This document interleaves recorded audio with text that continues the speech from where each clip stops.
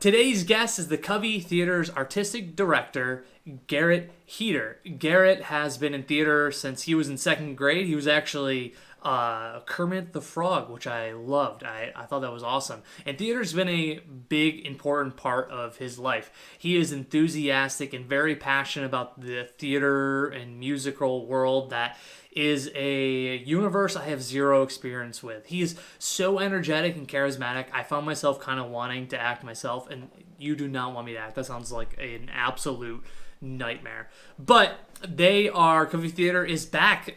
They took a break in 2015. From 2010 to 2015, they put on many different plays, and now they're back. July 22nd through August 6th, they are going to be doing Chicago the Musical, and you can get your tickets on coveytheater.com. And what I love that Garrett's doing is he's taking the Chicago musical that everyone knows and loves and is tweaking it to make it like an experience, to really feel like it is like you're a part of the show, which is such a unique approach. Because in my head, I feel like plays, you go sit and just watch it play out in front of you. You don't get to be involved in the experience.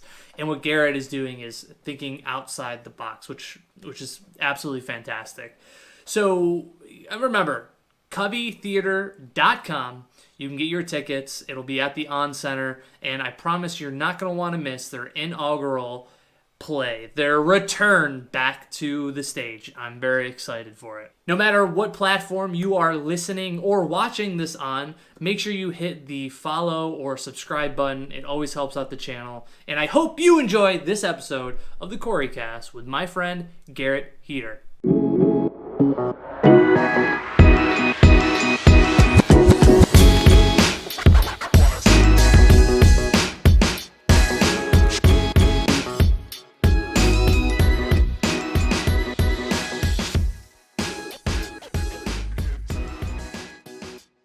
Garrett, I know you are a part of the Covey Theater, but what exactly do you do there? Yeah, so I'm the artistic director of the Covey Theater Company and the president of the board. So I don't know if you want to hear a little bit of the history of the company at all. Yeah, I would love that. The Covey Theater Company originally existed with myself, my husband, Mike Penny, and Susan Bloomer, who was the general director. And we existed back in 2010 and went to 2015. So we had a 5-year plan. We were going to have the company for 5 years. And our goal was to produce musicals and original plays and general plays that maybe people had not been totally accustomed to before. So or seen before. So we started in 2010 with a play that I wrote called Lizzie Borden Took an Axe, which has actually had a lot of productions in Syracuse. But our first production was at the Bavard Studio, where I had both Susie and I had both been actors before with a different company prior to Covey taking shape in 2010. So we did Lizzie Borden in 2010, and it was so overwhelmingly well received by the public that we could survive on ticket sales. And we're able to move forward with other plays, and including more original plays. And then we had our first musical in 2011, which was Avenue Q, which we also did. We did basically all of our shows in the Bavard Studio, which is it's the third smallest theater at the On Center. People are familiar with that.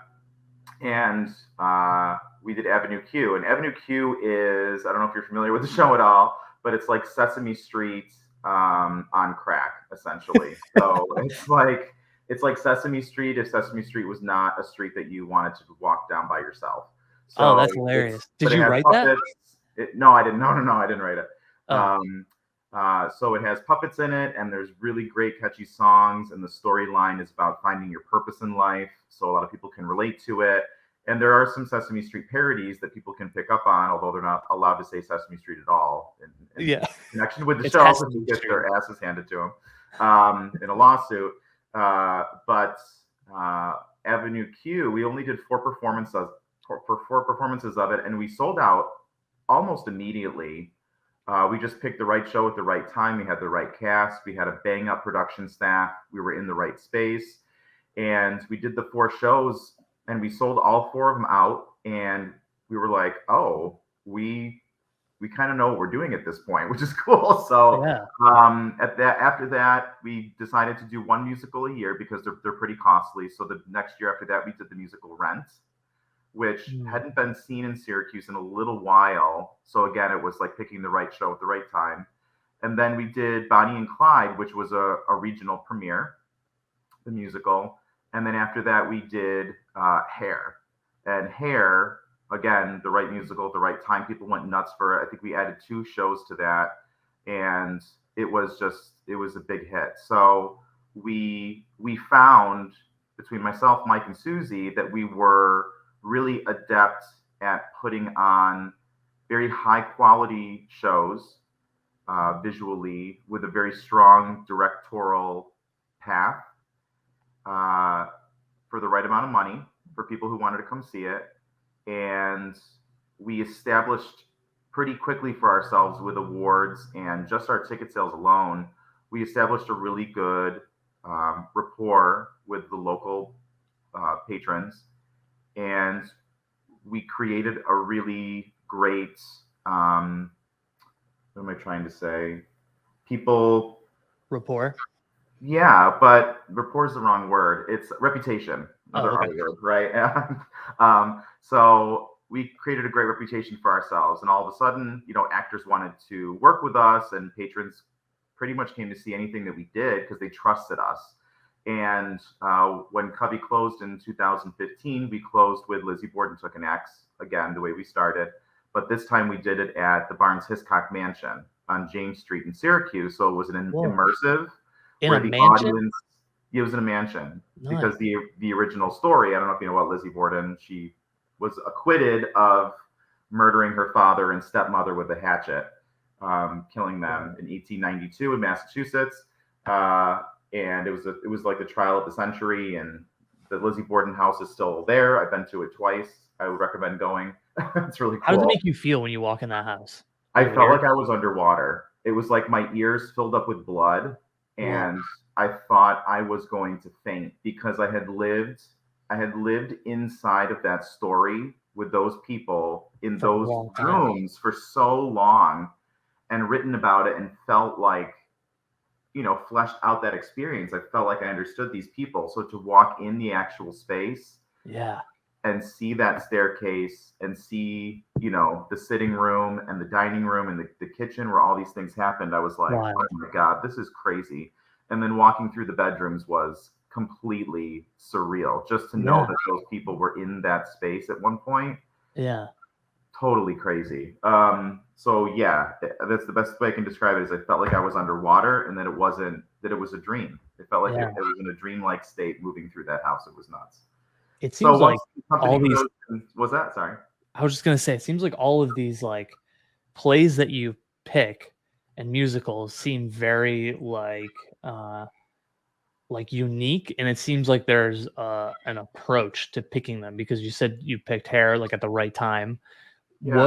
What exactly, like, how do you guys pick which musical or play that you put on? Yeah, so there's definitely 2 approaches to this. One approach is that you're just constantly trying to find the show that's going to bring in the most butts in seats, has the widest audience appeal, and that is going to be a hit, quote unquote. Now, if you say, I know what the musical Annie is, and you say, that's it. People love Annie. We're going to do Annie. We're going to have a bunch of kids in the show, and we're going to make a bunch of money, and the show's going to be a money grab. Like, that's one approach to do that. And there are some companies that cannot veer away from doing shows like an Annie, because they can't take a risk. They can't take an artistic risk as a player. Is Annie like the safe bet in place? There's definitely safety shows, and you're essentially you call them shows that have wide commercial appeal. Everybody knows the name, and you are not taking really much of a risk at all because you know that people are going to come see it. Essentially, our approach is different and has always been different in that we try to find a show that's just a little bit off people's radar. Maybe hasn't been seen locally in a while, maybe isn't getting a lot of traction with the regional houses that are happening in the area, and you take a calculated risk, and you're assuming that because your track record with shows is so good, and the audience trusts you year after year, that they're going to follow you no matter what you do. So that's what every theater company wants. Right. They want to be able to say, we're going to take an artistic risk because it's worth it. This is a show that needs to be heard. These are the themes that are resonating right now, and people will come because we're asking them to. Mm-hmm. And it's not a Phantom of the Opera. It's not a Wicked. It's not a Les Mis. It's Hair. Whereas most people are like, I haven't listened to that record in 30 years. And you're like, well, come relive that with us right now. And people did, and they went nuts for it. It was great. So there are some shows that are going to pay off because you have established your company's reputation so strongly in the community that people are going to take a chance on you, and they're going to see it. I'm sure there's some crossover there with real estate, and business acumen, and having a good business model and a good business plan. There's a lot of, even speaking with you in your career, I feel like there's a lot of intersectionality happening between planning a season and being in real estate. I'm sure there's a lot of crossover as far as for sure.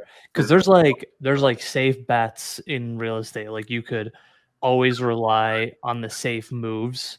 But sometimes taking a swing on a new program, a new system, a new prospecting technique pays off dividends. Like just trying to do something different from your typical norm, and especially when you built up a client base, you like find yourself having like cheerleaders, like there's always like the handful of people that are like, comment, support everything that you do and put out. So like I feel like when you have the support, it makes it a little bit more comfortable to take those swings, Exactly. I think so too. And it's nice because as far as art is concerned, there's a place. I'm glad that those, we call them tier A shows, those tier A shows, your Phantoms, your Annies, your Les Mis, I'm glad they exist because companies couldn't survive without them.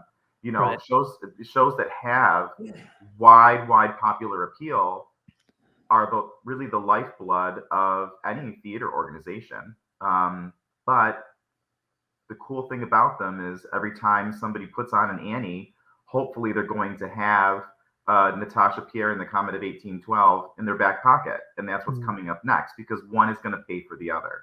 Right. So your risk assessment as far as planning a season, that's why you have a well-rounded season. You're trying to find something that's going to appeal to everybody, and that includes throwing in the weird stuff that some people are going to go, oh, that's awesome. A very small percentage are going to say, I've been waiting for somebody to do this. This is great. And then you're going to have 50% of your audience is going to say, I don't know what this is, but I like them, so I'm gonna spend my money and I'm gonna go. I'm gonna take a chance, and that's best case scenario all the way around. Yeah. So that's kind of what goes into planning a season. The other side of that is, what is your company's mission? Our mission in particular is not only to make sure that we're bringing the highest quality that we can provide to our patrons, but also bringing original works, not necessarily just mine. For this new iteration of Covey, which is now starting up. This is our re-inaugural season since the company closed in 2015. We're going to be looking for original shows that are specifically by regional artists, not just myself, because it's really nice when a company looks at you and you're a playwright and you've never had anything done before, had it on its feet, and the company says, we're going to take a chance on you. We're going to workshop this for 6 weeks, and we're going to give you a full production or a staged reading. Like we're going to do that. We want to facilitate that for our local artists who are writers. So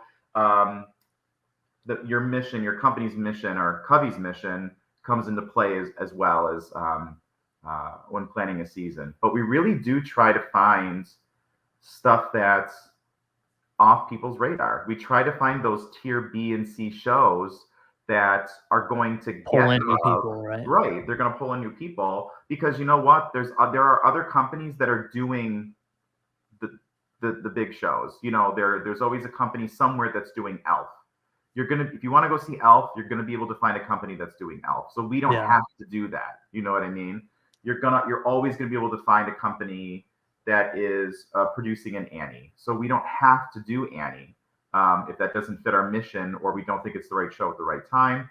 Now, for a show like Chicago, which we have coming up July 22nd through August 6th, the On Center, CoveyTheater.com for tickets. That's right. You can, you look at a show like Chicago, and that was a calculated move as well with choosing that particular show because that is a wildly popular show. It's really difficult to get the rights.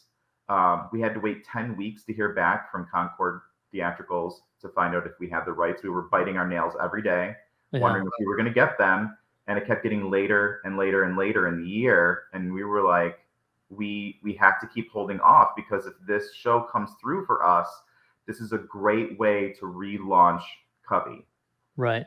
So was the idea, was like get a big play production that a lot of people know as the re-inauguration. I can never tell. So for our re-inaugural production, we wanted a show that had name recognition. We wanted a tier A show. We wanted a show that people instantly recognized, that we could do a really good job with because we have the people who can pull it off. And we also are interested in presenting Chicago in a new way. So that's something else that I think Covey is really good at, is we did this mostly with Syracuse Summer Theater at the On Center, which was from 2016 to 2019, pre-pandemic, but after Covey, is reinterpreting classic musicals in a new way. And that's what we're doing with Chicago too. So a lot of people... that was going to be like, what is the difference when like you get the rights to Chicago? I would imagine like you want to give them something different to see from the source material. So how is that going to look different from the play on Broadway versus at the On Center? Yeah, so a lot of people have seen, if not, they haven't seen the Broadway production, which was first kicked off in 1995, which originally was started by City Center, I believe, 1994, 93. They did Chicago as a concert, and they minimized everything. They minimized the sets down to basically nothing. They kept the orchestra nice and large as it should be, and with very minimal. I think it was like a couple chairs, black outfits for all the performers, very stylish black outfits. They created a concert version of Chicago, which transferred to Broadway in 95 and has been there ever since. So it's considered like the longest running American musical in Broadway history because it's been there. Wow. I think it's been there for over 30, since 1995. I'm not so good with the maths, but I think it's been there for almost like 35 years at this point. Crazy. So over 35. So that in mind, a lot of people have seen the Broadway iteration. And if they haven't seen that, they've seen the national tour, which has definitely come through Syracuse and surrounding areas, and looks and feels very much the same way. So we didn't want to just copy, which some theater companies are like, we're doing Chicago, we're just going to do a Xerox copy of the Broadway and the national tour production. And that's it. That's what we're going to do. And people I feel like have come to expect that when they go see Chicago, is that they just expect to see sort of a facsimile of the national tour, the Broadway show. I mean, I'm not knocking it certainly, but that's not our approach to doing Chicago. Is the all the songs you love still there? Absolutely. Are all the characters still intact? Absolutely. But with the space that we are doing this in, the Bavard Studio, it is a thrust theater, which means there are seats on three sides of the stage. The stage is on the floor. The seats are raked or graduated so that everybody gets a good seat. They're on three sides of the stage. And then there's a balcony. So there's balcony seating on stage left and stage right, but we're flipping the space so that the center of the balcony is now a playing space for us, so that we have this instant height. Now we have a set. We've just built a set inside the space rather than constructing a set out of wood. We're just using the space. So now, because of that, and because the audience is, I think we're going to have 140 people a night, because I'm sure we're going to sell out. Fingers crossed. No, for sure. People listening can help us. People listening can help us get there. They can help us get sold out. Because you are so close to the performers, and the space, the set is the space, and the space is the set. We really want you to feel like you're in Cook County Jail, which is where the story takes place. So we're turning Chicago into an immersive experience. So when the audience walks in, the lighting and the sound effects, when you walk into the space, you're going to see jail bars, through lighting on the floor, like sunlight's coming through. That's cool. Bars, and it's going to be on the floor and against the wall. And throughout, as people are seating themselves, you're going to hear in the distance, the jail cell doors slamming in the distance and like echoing throughout the space. That's cool. So you really feel like you're in Cook County Jail where the story takes place, which I feel like sometimes that can get lost in the Broadway or the national tour. It's just sort of like we're watching Chicago. Here's all these beautiful dancers in black costumes, but like, where are we and who are these people? So we're really trying to ground these characters, and we're trying to ground the space. Something else that we're playing with is Roxy. The character of Roxy fantasizes about her life. She just killed her lover while her husband was out working. And that's how the story gets kicked off. She goes to jail, she gets arrested, but she has this crazy inner fantasy world. And one of the things that I wanted to explore that other productions in Chicago that I've seen have not explored is showing Roxy's inner fantasy world. She wants to be on vaudeville. She wants to be a star. Is portraying her as a star in silent movies, which would have been, silent films would have been the prominent form of entertainment at that time, relatively new. And during the time that the story takes place in the late 1920s, it's a great, interesting time in American cinema because you're moving from silent films into talking pictures. Isn't that crazy? What a time that must have been to be alive. Yeah. So during Chicago, our production of Chicago, we have this great, over the balcony, we have this huge cinder block wall in the space, and we're going to be projecting silent movies that we're creating with the characters. Dude. So Roxy is describing, what her life could have been like, should have been like, what her romances should have been like. And we actually see her in a silent film projected above her in this space, showing her in this very glamorous fantasy world in a silent picture. We're also building in newsreels, which would have been shown at the time.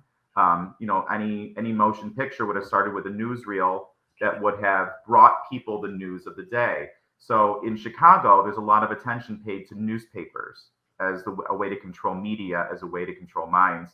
And in our production, we're showing newspapers sometimes, but really we're showing newsreels and building the characters into the newsreels to show how mass media influences general thought. So my hope is that between these two things, the newsreels, the fantasy silent movie sequences, that we are giving patrons who feel like they've seen Chicago a new experience. They've already seen it. Like, I've already seen this. I've seen the Broadway show twice. I've seen the national tour 3 times. It doesn't matter. You're going to want to see this particular interpretation of this show through the Covey Theater Company, because that's what we want our patrons to know that we do. We reimagine classic American musicals. People should expect the unexpected when they come see our shows. You're like, it's like taking a classic hit and really, like, especially for this being the first play back, right, since 2015. Yeah. And it's like really making a powerful statement to be immersive. Like, that's pretty cool. Yeah. When you like are doing these, when you have these ideas and you want to do the light through the jailhouse and the projection screen, do you have to go back to the owner of Chicago, the play, to like get their approval, or are they just like do whatever you want with stage and production, just make sure the story stays true?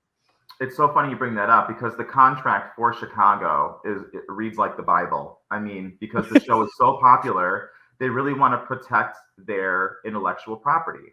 So, in fact, what you're saying is you don't need permission to do new things.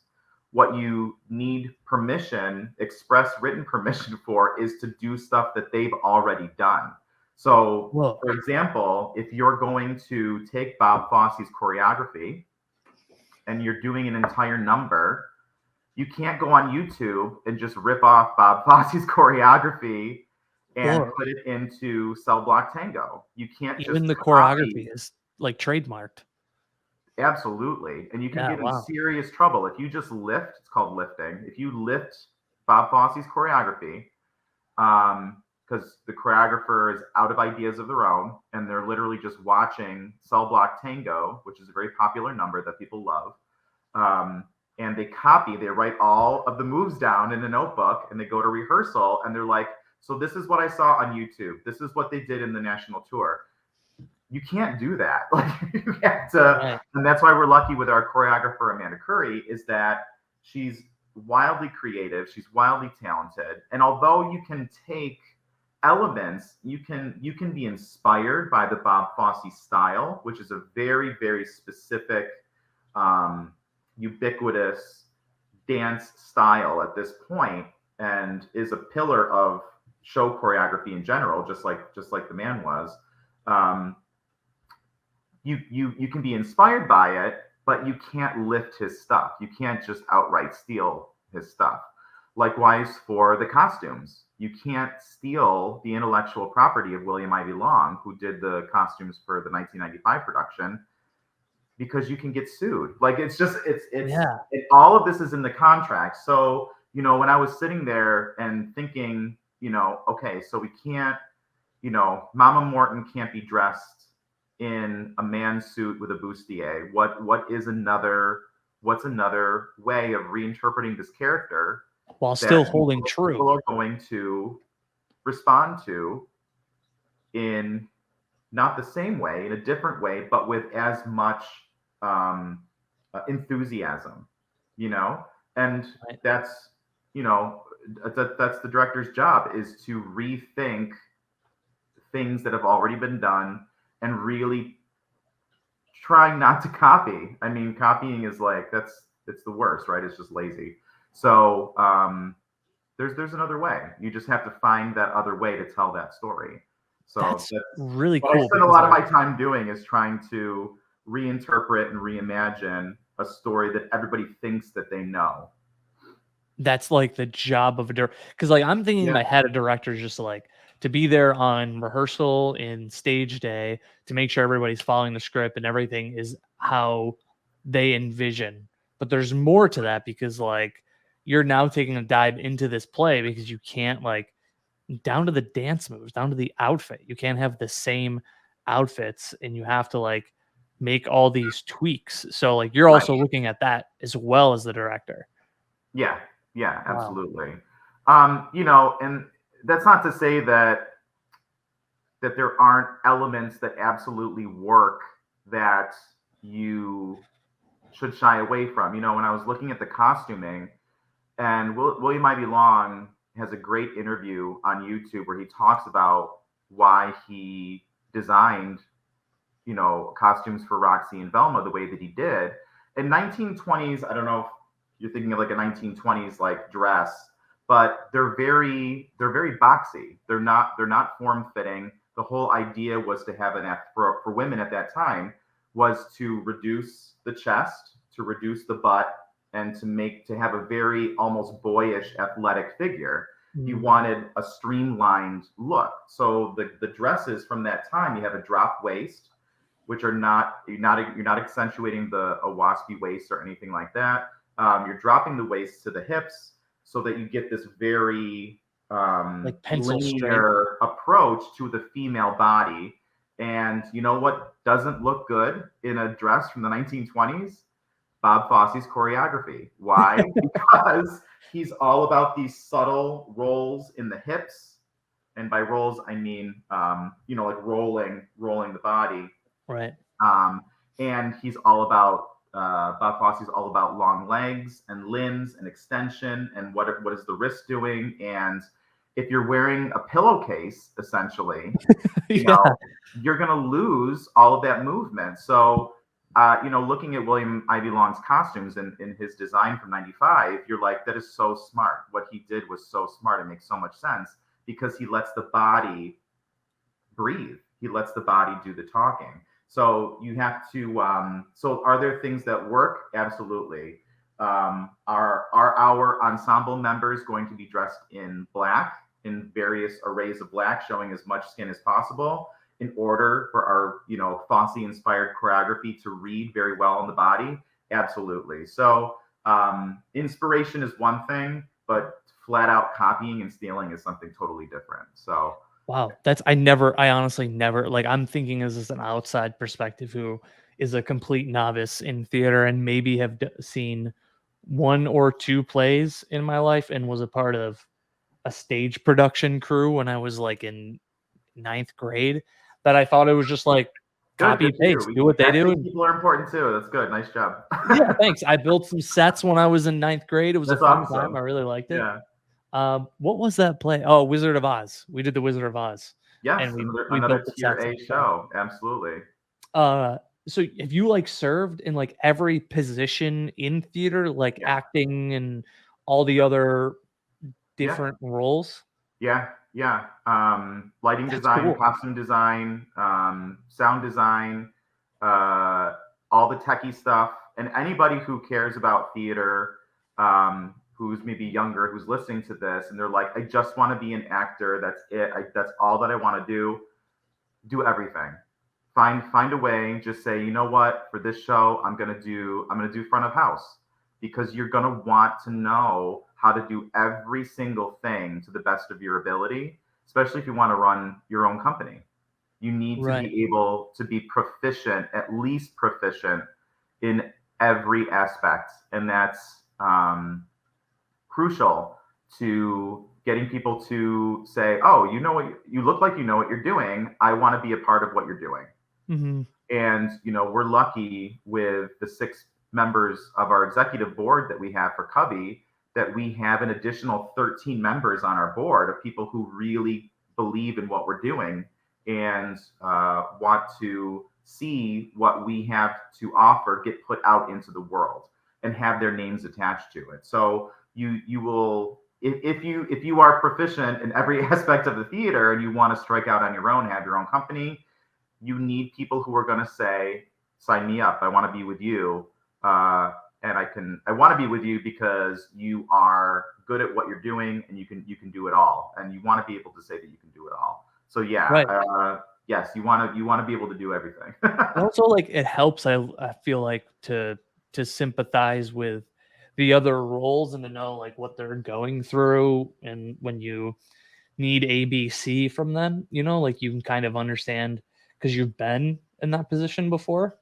Our friends at Detroit Boxing Company are dedicated to providing high-quality boxing apparel. With fighters and fight fans in mind, their designs are unique and stylish. With their hats, shirts, hoodies, jackets, they are going to make your jab cross hook look even more sexy. They have great classic t-shirts that feature some of boxing's biggest legends: Tommy Hearns, James Tooney, Jimmy Paul, and more. The people behind this company are simply wonderful, and they truly care about the boxing community. You have to check out their website at DetroitBoxingCompany.com and see the full catalog of all the great stuff they have available. Scoop up some fresh gear and just make sure you use the code word CoryCast at checkout, and you're going to save yourself a little bit of money. Check out their Instagram page at Detroit Boxing Company and hit that follow button. Just let them know that Cory sent you.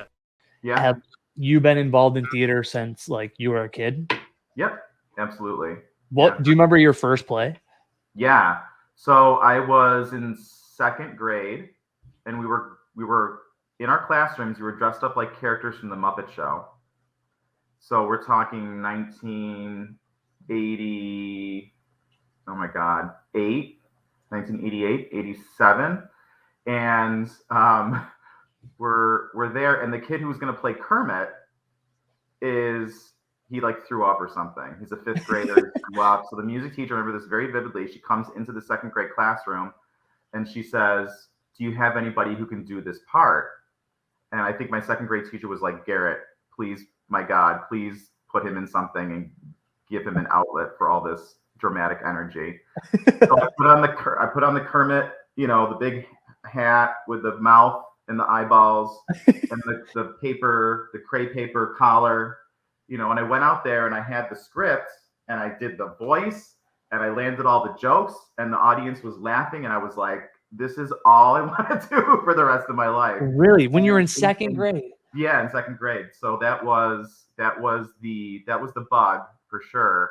And I never left theater after that because it's just magical. You get to play with your friends in an imaginary space rehearsal for a certain amount of time, and then you take what you did and then people pay to come see you do what you think is fun, what you've been having a blast doing in the first place. Right. And then they laugh at you, but they're not laughing at you, they're laughing because of you, because you're telling jokes, so you're funny, and you're making a room full of people change their behavior because of you. Like it's intoxicating. Like, so why people don't go into the theater, I don't understand, because public speaking. What a great way to be validated by strangers over and it's over like again. That's one of everybody's biggest fears, like public speaking, right? It's like no one wants to. A lot of people don't want to stand in front of a crowd. It gets them nervous, and then they have to, because you're literally being judged in real time by a room full of people and that's I mean, I don't know if I could be in real estate and somebody says, Garrett, you're going to be the speaker at this convention. You're going to talk for 20 minutes about the values of the company. So you get up there and you're like, I'm going to do my job, but do these people like me? Yeah. Am I boring? Am I boring? So yeah. I mean, I would find a way to make it work, but I don't know if I could shake, and again, just bringing this to what you do, and all this like intersectionality. I don't know. I'd really have to find a way to crack the audience open a little bit and get them on my team before launching into stuff that maybe they would not necessarily be thoroughly excited about for the next 20 minutes, Do you feel like you get more nervous when it's just you solo show? Like solo talking in front of a group rather than like performing with other people? I think it's different kind of nerves. I just did a 2-person show with a friend of mine, and we did it for it was really well received. So we just kept adding shows to it. It was a reading. So I had the script in front of me, and it's great when the audience laughs or if they're quiet and they're really paying attention to you.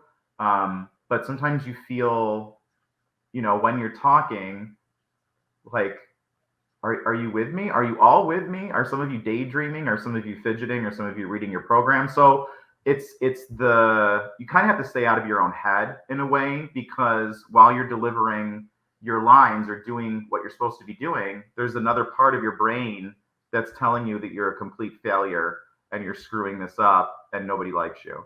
Yeah, so it's like you gotta turn that voice down, right? Yeah, or turn it off. I mean, if you can turn it off completely, that's the best case scenario. But yeah, I mean, there's that self-doubt that creeps in all the time. I don't know if anybody knows how to completely shake that. I would love to know.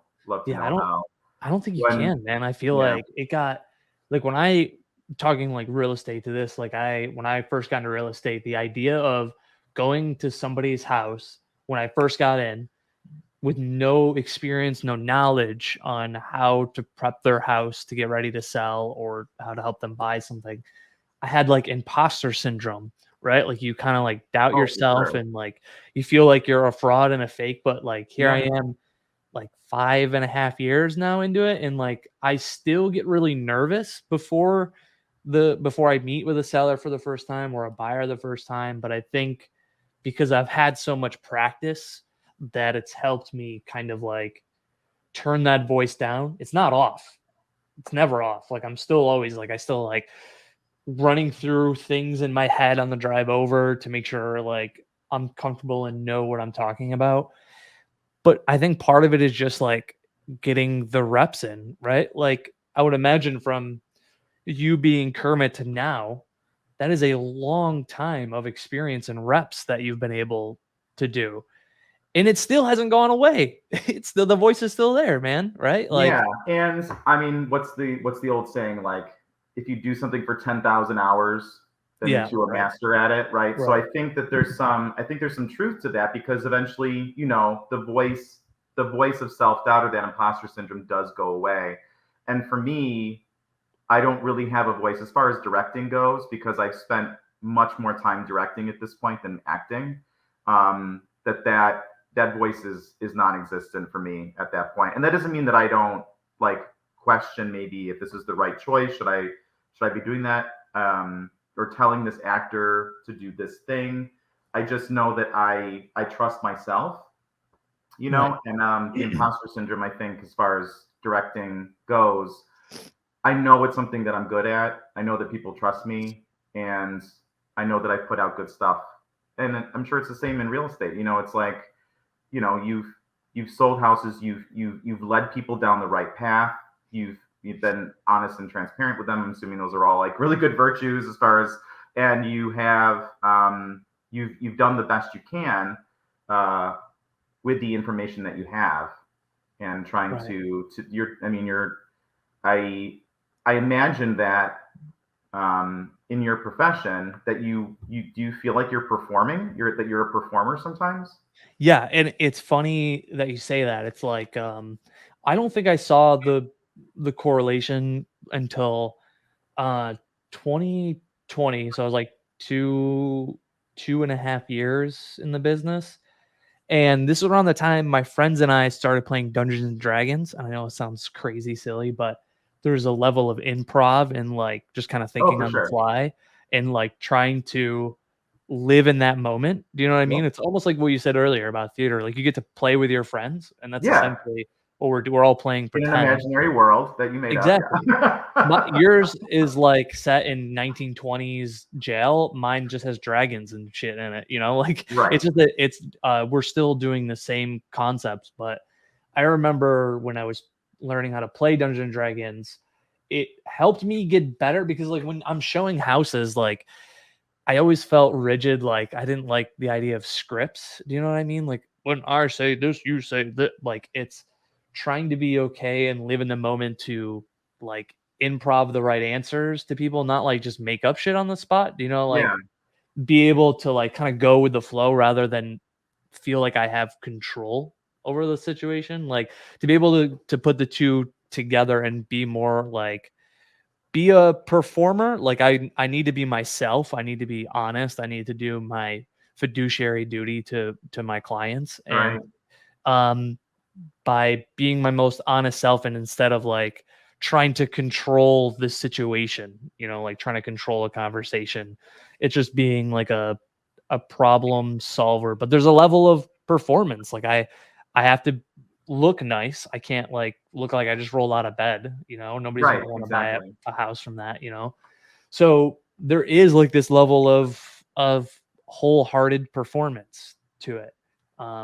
It's just now that I think I'm just more comfortable because I got my reps in. Like I still get nervous though, to be honest. I still get nervous before a showing. It doesn't matter if I showed you one house or 20 houses. I still because I just like to be ready and prepared. That's just that's just in my nature. Well, and I think preparedness is huge too because how can you be confident going into Right. something, and how can you exude confidence? I before I go to rehearsals, I open my script, and all the notes that I have to give to the actors are there. The homework is done. The preparedness is there. Right. And I think, I don't know that all directors behave that way, because some actors really, really need that strong guidance in order for the magical stuff, the organic stuff that's going to happen in rehearsal, those discoveries in rehearsal, for those things to be allowed to happen, you have to come in with a game plan so that you can veer off the game plan. Right. But you can't come in with nothing. Just like Yeah. you're saying, like you have to come in. That preparedness feeds into the confidence, and it spreads through the whole show. Yeah. And just like it spreads through, it leaves you and goes into your buyers. Right. That. So I mean, all of that is hugely important to success, no matter what you're involved in. To be totally honest. Do you have like a routine before you do a show? Like you have all your notes down and everything on your script. Do you have like a routine? Like you always wear like Yes. red Yep. Yeah. socks or something? So I will definitely sit down with the script if I have to do like blockography, which is like semi choreography, or if I have to tell people where to go on stage and how to maybe not telling them how to deliver things, but what my opinion is on inflection and whatnot. I have to write everything down.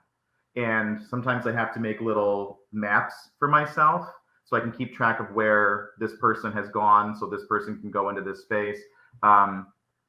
And yeah, so there is if I sit down and I work on something like that, I can't listen to music. I can't watch TV. I know that I need to sit in silence in order to be completely focused on living in that imaginary space and not be distracted by anything. I feel like when I'm working on something, I always have to have some music playing in the background. I'm always like, my go-to is like lo-fi hip hop or something, just so I can hear something in the background.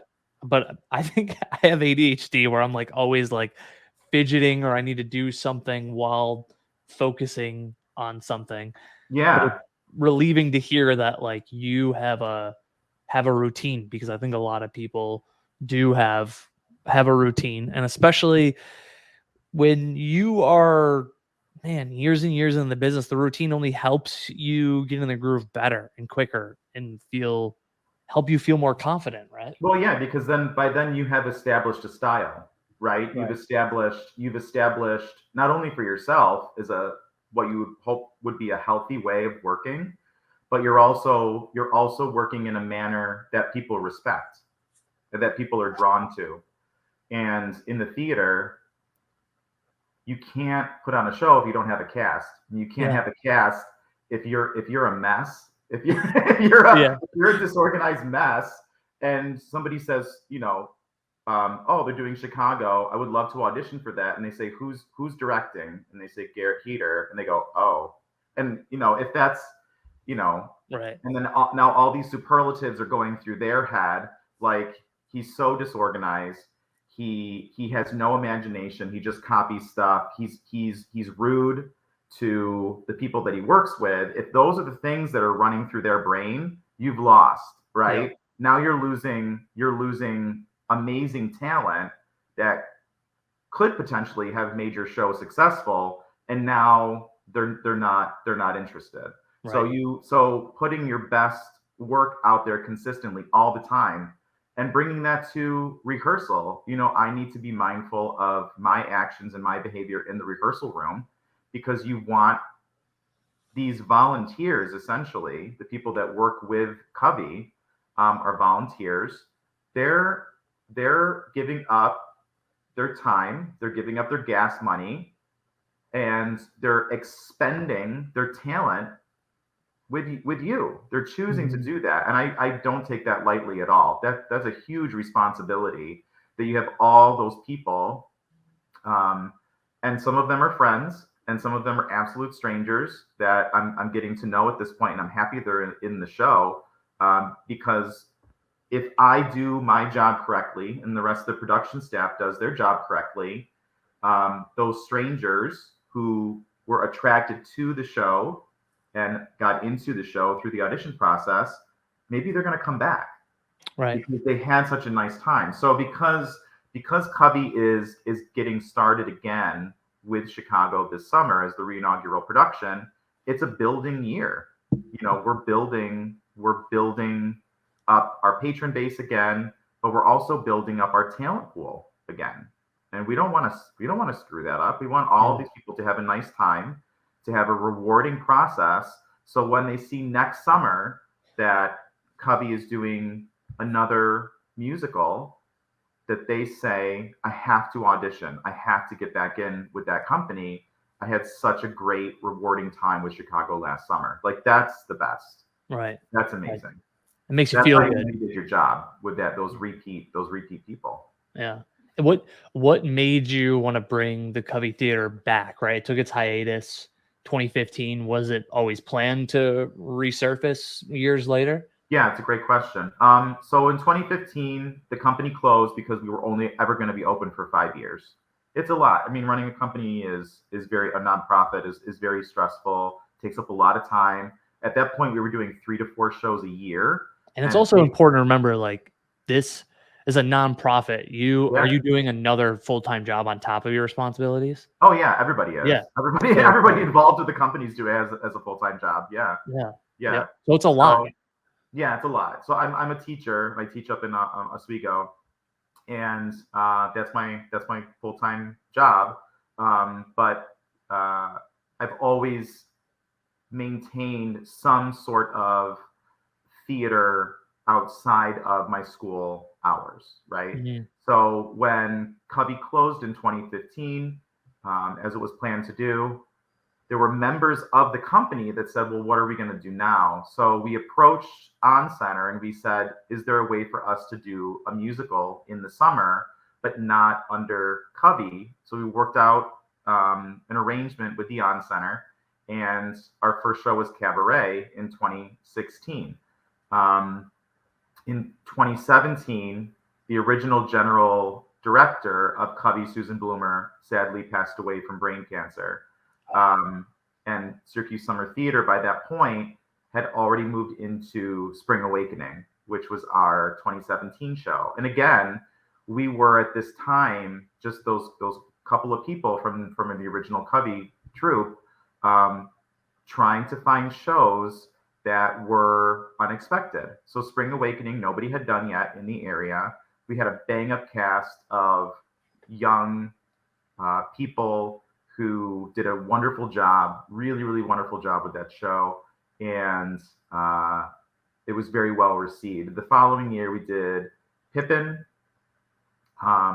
with a beautiful reimagine. A lot of people know Pippin, either from the original Bob Fosse iteration with Ben Vereen, or they know it as the revival, which has the circus, like the Cirque du Soleil kind of elements brought in.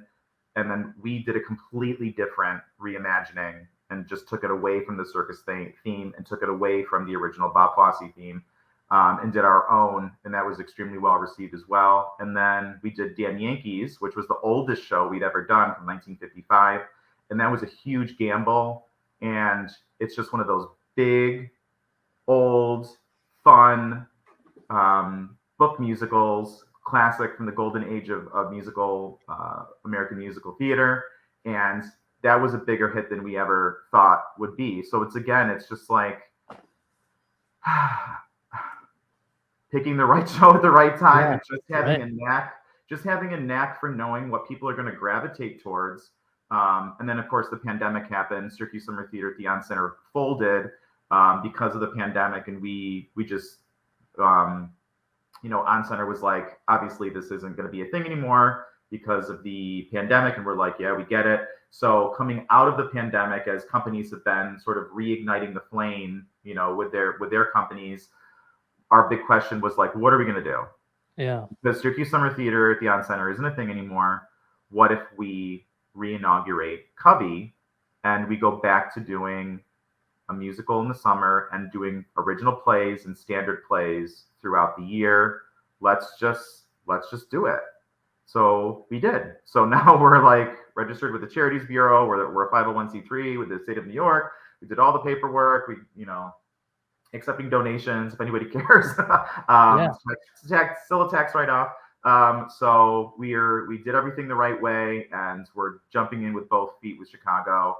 And so that's sort of the rundown of the past couple of years. So the time was right to re-inaugurate the company, and people are coming out of their COVID coma, as it were, feeling more comfortable, specifically with the theater. I mean, any kind of group activity, especially shoulder to shoulder, took a massive hit. And I remember very vividly, there was this thought that whoever opens their companies back up first and opens the doors up is going to be the winner, because people are just dying. They're just dying to go back to see theater. And guess what?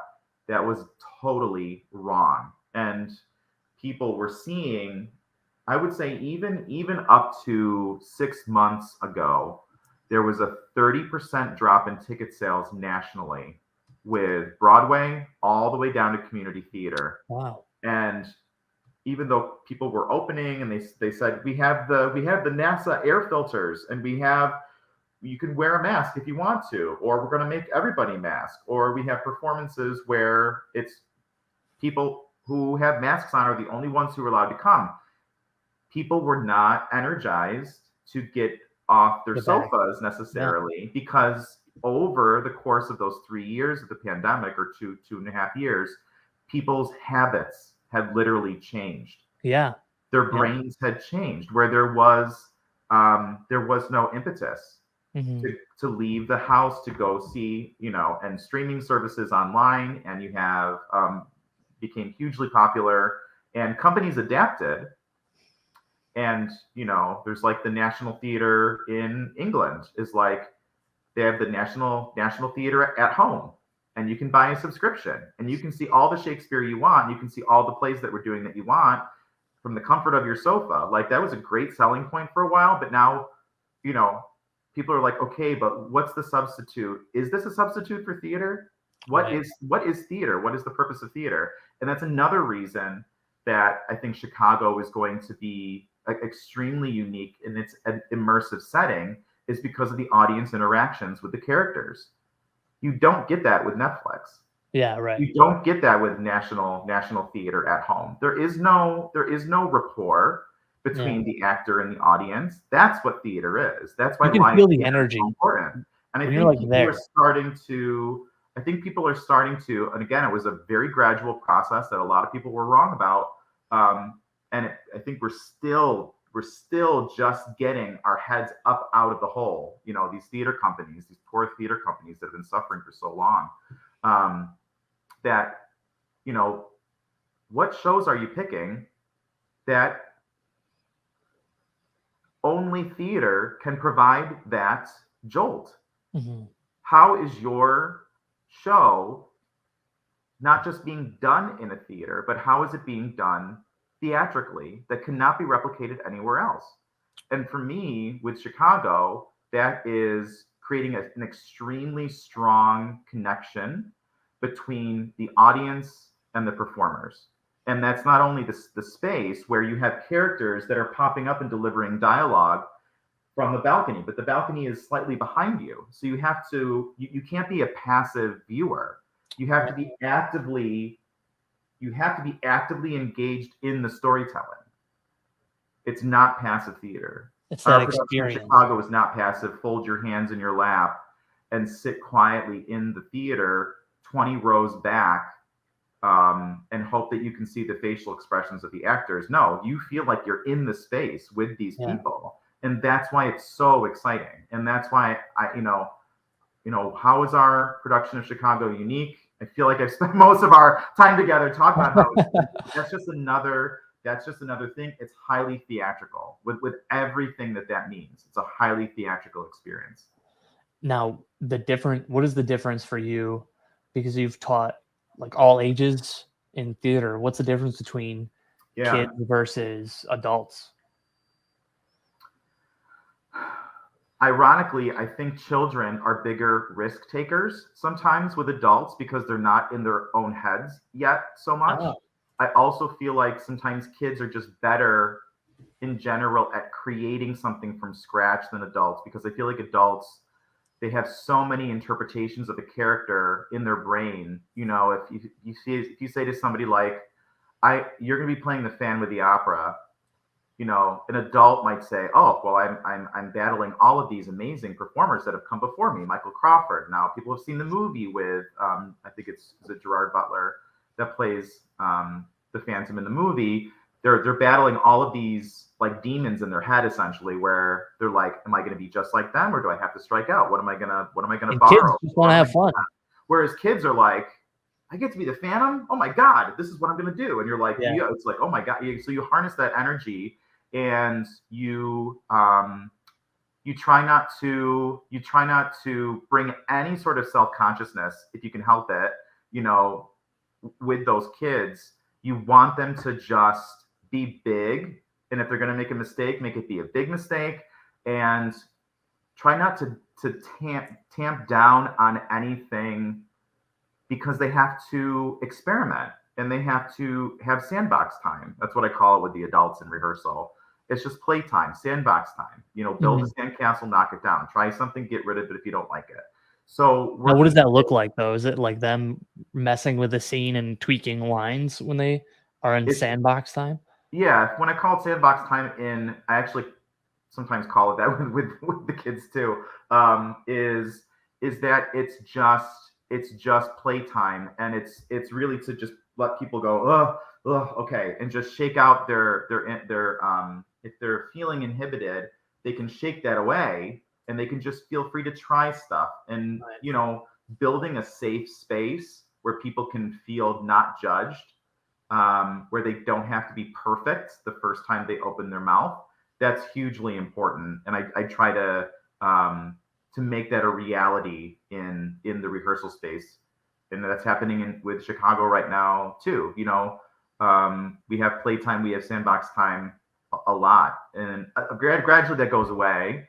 And I do tell people that, like, okay, we're moving out of sandbox time, and now we're solidifying choices. Because eventually, you, as an actor, you need to learn how to hit the repeat button and do it the same way every time. Not saying that things can't be organic or spontaneous, but it's not just you on stage. You have all those co-stars that are on stage too, who are sort of depending on you to do it the same way every time. Yeah. So you do need to solidify your blocking. You can't be making up your blocking on the spot and changing it for every performance. It needs to get locked in. It needs to get solidified. So eventually the sandbox time gradually disappears, and it gets replaced with cementing specific performances once we find out what works and we've gotten rid of the things that don't work. Right. And I feel like I have to mention this because this is such a baller move. But Mark, when he told me a little bit about Covey Theater, and he's like, why I should have you on the podcast, he was like, you are not going to believe this man had a secure job in Syracuse, and he moves to New York City for 2 years to teach and get his master's, right?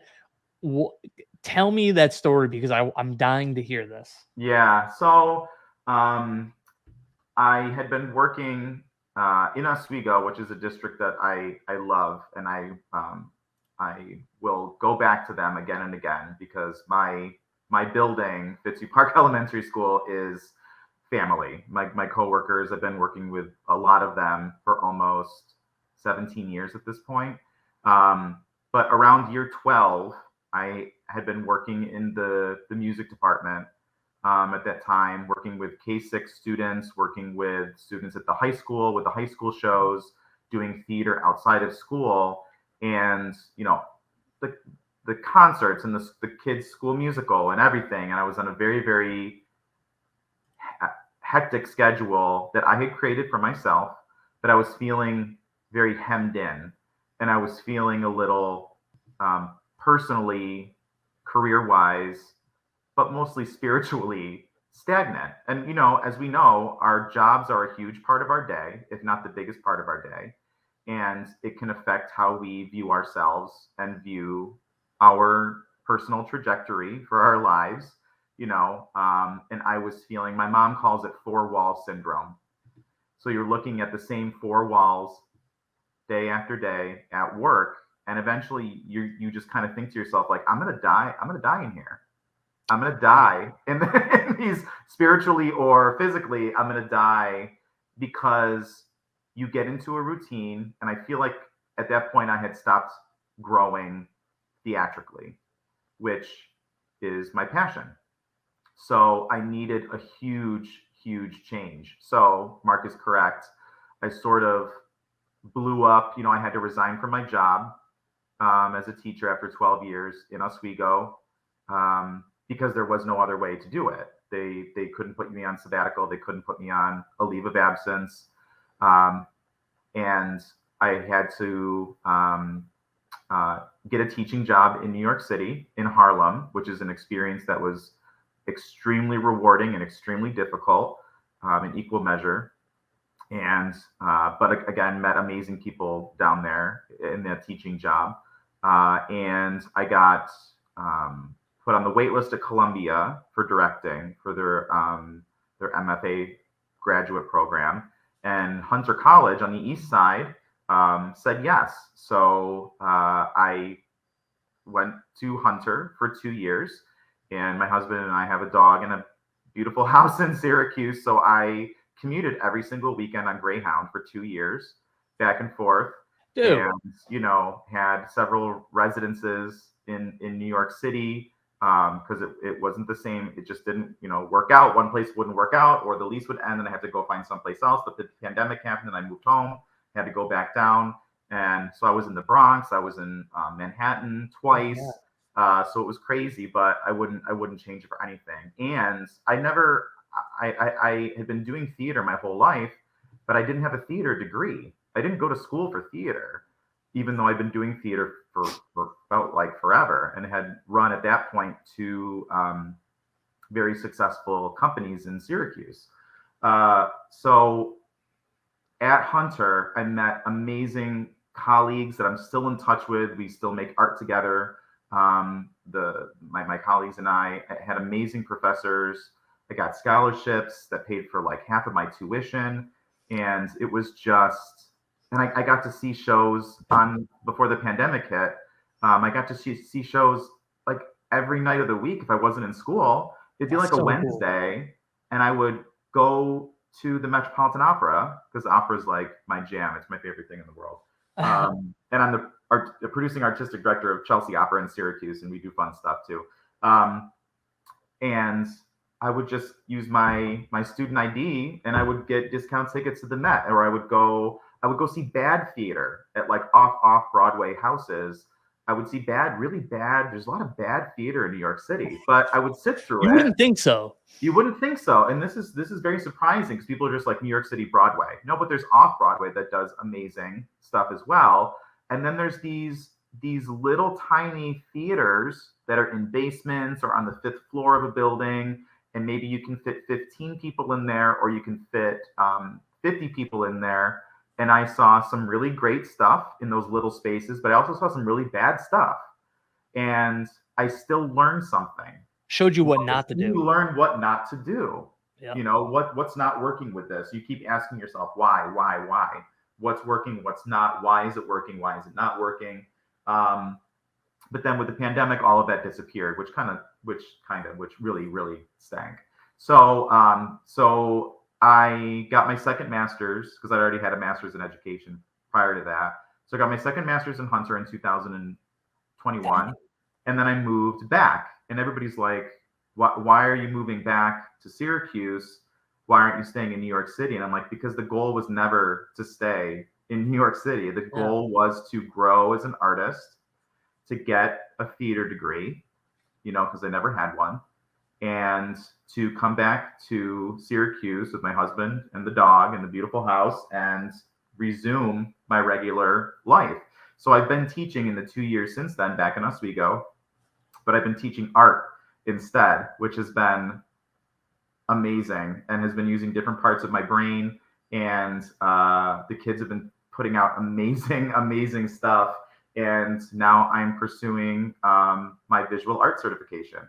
Wow. So I'm going to grab the credit hours I need to get the certification for that, so I can become a visual arts teacher. So dude, you don't stop. I know, but I love learning. I just realized that I'm a lifelong learner, and I don't want I don't want to stop. I want to keep growing in all these different areas of my life. And Covey is an extension of that as well. So, yeah, so that's the big story with Dude, you're a baller. collecting degrees and that is certifications. awesome.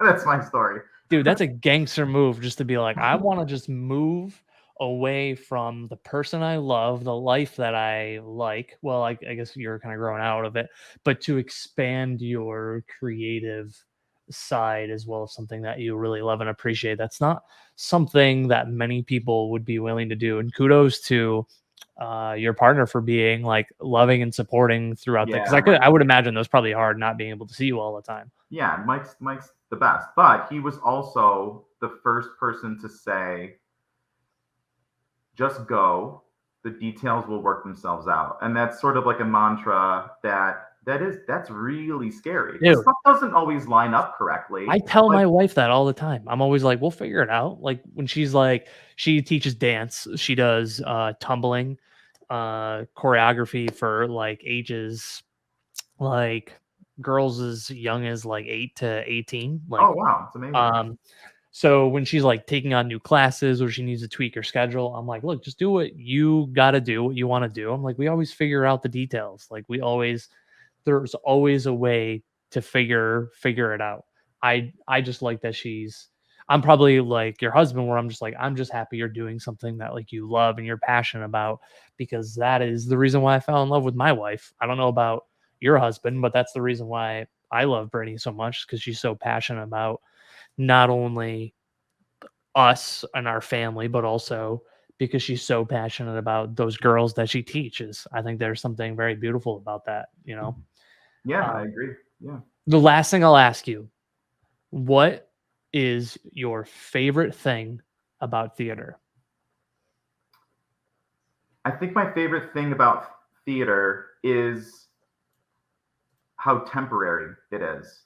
I think that's what makes it special. It's I guess sort of an odd thing to say, but when audiences, and this goes back to my very specific feelings about why theater is important and why theater cannot be substituted for anything else, is that when audiences go into a space and see a show, that couple hours that you are engaging with the audience, or engaging with the actors through laughter, through tears, through gasps, if something is shocking, that dialogue, even through silence, that dialogue back and forth between the audience and the actors will never be exactly replicated in that style again. So each time that communion, and I don't use that word lightly, every time that communion occurs, it's sacred, I feel like. For me, the theatrical space is a sacred space. I think theater and the act of theater, whether you're performing in it, performing theater, or consuming the act of theater, is almost like a primitive or primordial experience. And a lot of people are thinking, how is me buying tickets to see Wicked, how does that bring me back to my ancestors, like putting on shows in the marsh, back, thousands of years ago. Storytelling. And that's what all of this is. You can have the best lights in the industry, you can have the worst lights in the industry, you can be performing outside. I've done performances in my backyard, just lit by the sun, under a tree with an audience sitting around us. We did that during the pandemic. I did readings of shows that I'd written with an audience and all that.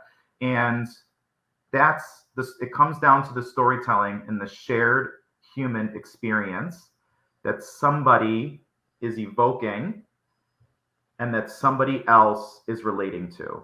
I mean, what is more powerful than that? So I would say that the ephemeral, temporary nature of theater, that it happens in this space and then it's gone, only to be recreated in a slightly different variation the next night, and then that's gone. It's amazing to me. It's stunning. And that makes every performance special, not just for the actors, but also for the audience. You're never, ever going to recreate that exact experience down to a T ever again. It is innately imperfect and at the same time special in that form, in that moment. Yeah. That's great. I just love that. That's exactly, I think, what drew me to Dungeons and Dragons, is because it's collective storytelling, it's escapism. Yep. And I also love the fact that you could take, like, there's like different modules, right? Like, let's just take this one, right? This one's called Icewind Dale, right? So you could play through this entire story with 3 people and then do the story again, and you would never be able to recreate that same experience ever again. Exactly. And Yeah. that's something that I love, that it's like, and then you guys always have that shared memory of that story. And I think man, what a cool, powerful thing theater, and just like shared storytelling, and like just hanging out with your friends and like doing something that you love, I think is special. This has been wonderful, Garrett. I feel like I could talk to you for another like hour. Yeah, for sure. Yeah, I've got too much to say about everything. So, but Um, you're a great host. So Thanks, man. So once again, plug Chicago upcoming, your dates where people can get tickets. absolutely, thanks.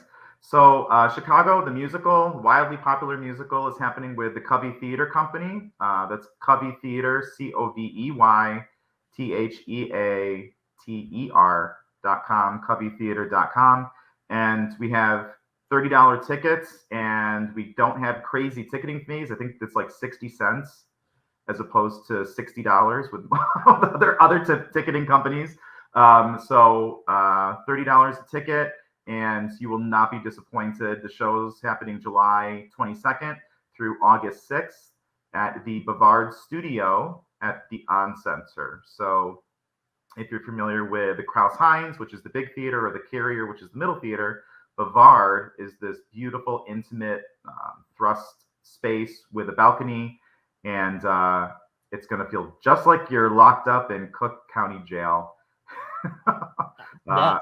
That's our hope, anyways, with the merry murderesses of the Cook County Jail. So come see all that jazz, Cell Block Tango, Razzle Dazzle. All those great songs are in the show. So we hope that people come. If you've never seen a Covey Theater show, this is the one to get your feet wet with.